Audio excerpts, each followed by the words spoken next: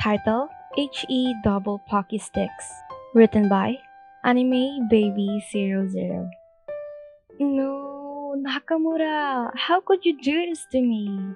Your body was covered with a nervous sweat while your heart was pumping a mile a minute against your ribcage. Your hands clutching a box of Pocky against your chest. Your steps were small, quick, and stiff as you made your way to the center of the baseball field. It was your lunchtime and your class had been pushed outside by your yellow tentacled teacher for some much needed fresh air. But upon looking around, he wasn't actually there. Probably off in a place you could only guess. Italy? Hawaii? You had no idea.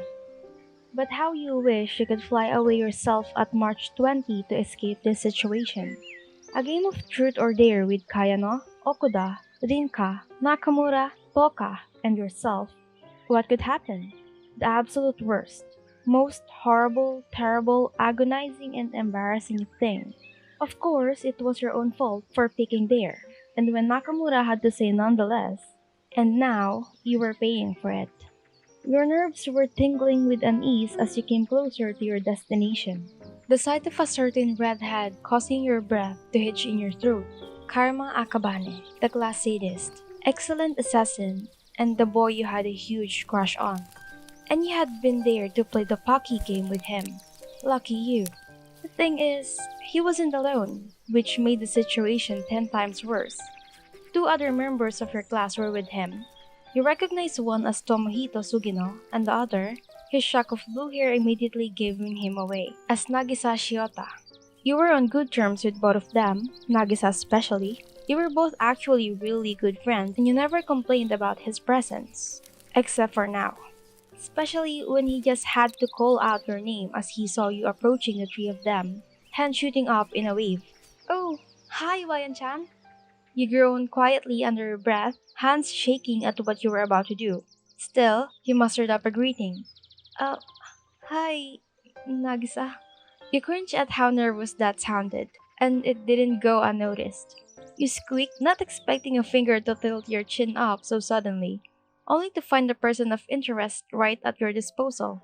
Karma's fierce, gradient eyes met yours. His lips turned up into an amused smirk. Huh? What's got you so hot and bothered? It's, you stuttered. Karma-kun! Nagisa exclaimed sternly, tugging at his arm to pull him away from you. Hey now, come on, I'm just curious. Seriously? Sugino butted in. That's how you show curiosity? Your head darted back at both Sugino and Nagisa as they scolded the redhead, who stood there with his hand in his pockets, completely unfazed by it all. You put both your hands, waving them frantically to get their attention. Sugino, Nagisa, it's okay, really, you don't need to do this. You paused, watching the three of them direct their stare down at your feet. You blink and look down yourself, a gasp leaving your lips upon your realization. You had no idea how you had forgotten, but pulling your hands off as quickly as you did had resulted in the unknown release of the box of Pocky you had been gripping between your palms. Well, well, well. What do we have here?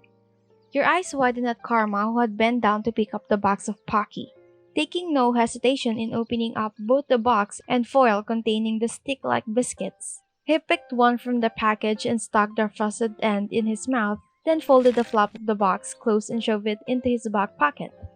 Hey, those are mine!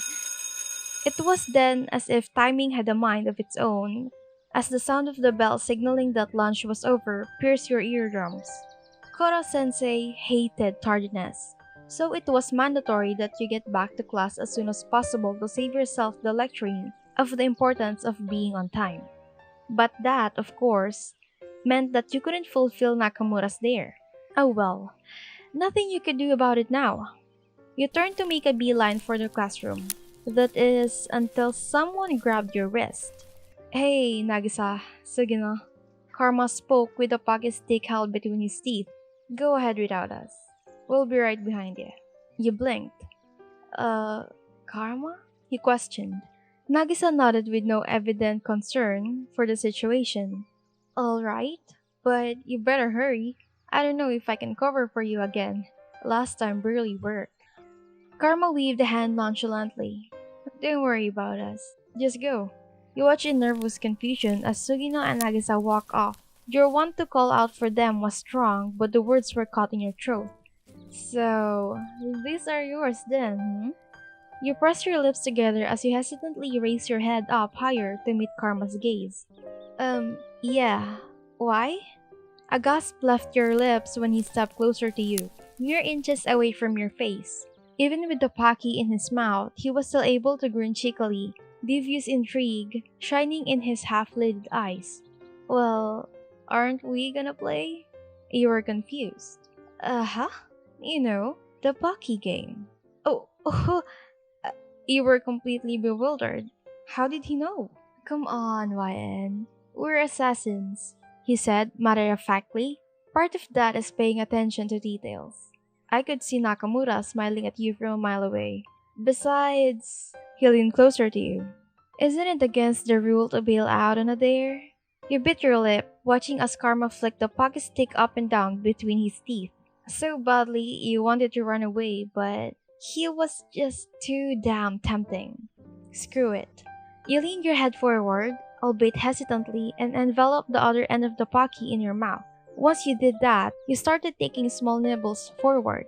Karma did the same, inching his lips closer and closer to yours.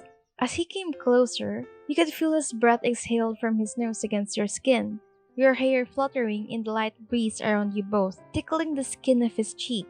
Warmth spread across your face, and you could have sworn Karma's was turning a light shade of pink. So close.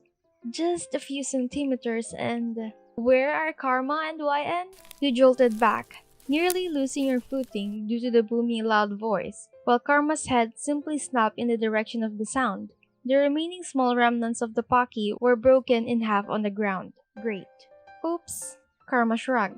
Guess Stitch got back sooner than I thought he would. You groaned, not in the mood for another lengthy lesson on thigh management from your tentacle teacher. But that's what you get. Karma excels quite often in drawing people in with his games. You'd just fallen in as another victim. The red-headed male watched as you once again began to walk away in the direction of the classroom like you did before. He didn't stop you. But he did do something else. You were right at the entrance of the building, gripping the handle of the shutter door, where he stopped directly behind you, placing his warm hand on top of yours. What are you doing here? Take this. You flinched as he flipped your hand over, plopping the box of Pocky in the center of your palm. You can have them, you said flatly. I don't need drink. Your eyes were as wide as saucers as Karma unexpectedly stepped forward, placing his hand over your mouth, completely shutting you up.